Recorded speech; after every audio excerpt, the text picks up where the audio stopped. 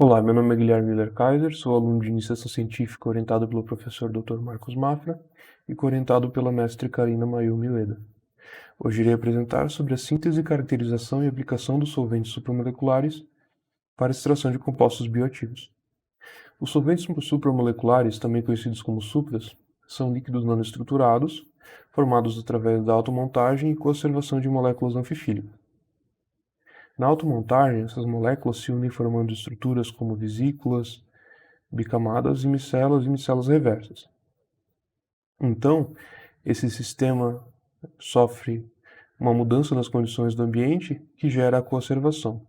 Ou seja, essas estruturas se unem formando agregados supramoleculares que, em certo ponto, geram a separação de fases do sistema, gerando no caso, a fase de topo de supras.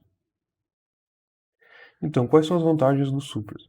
Elas residem principalmente na alta complexidade do solvente e a quantidade de interações que ele consegue realizar.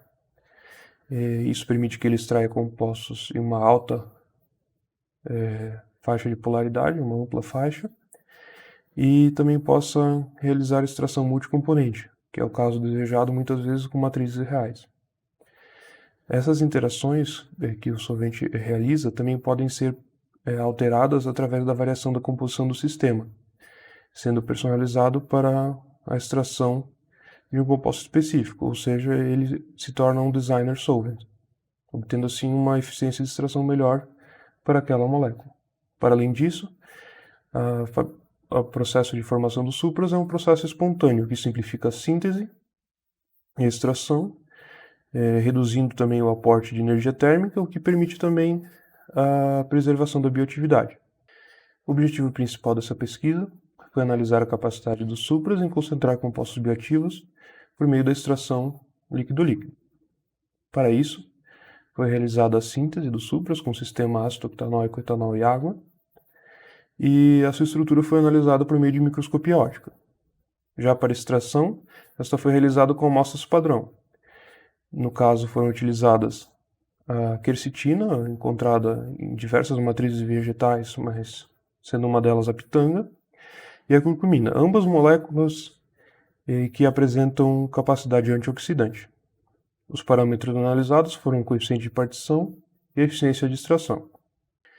Então, a síntese ocorreu misturando os componentes, homogeneizando em vórtex, submetendo a centrifugação para facilitar a separação da fase, e nesse caso foram coletadas alíquotas da fase de topo e de fundo e analisadas por meio da microscopia.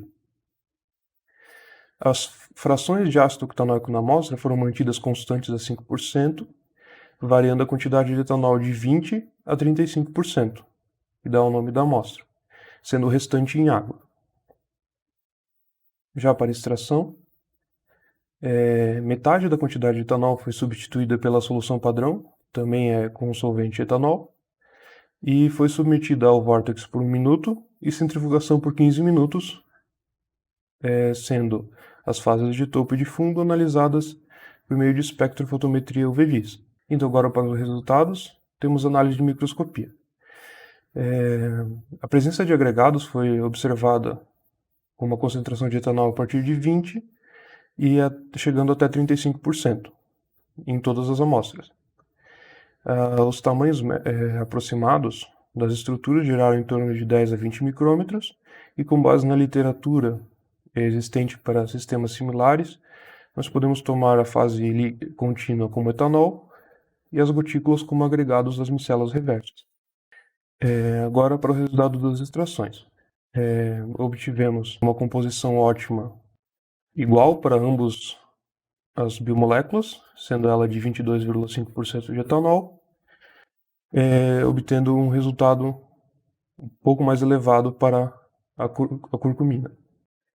Aqui na figura 8 nós podemos observar um exemplo de como ficaram os tubos após a separação de fase, com uma coloração bem mais forte na fase de topo, foi no caso da curcumina.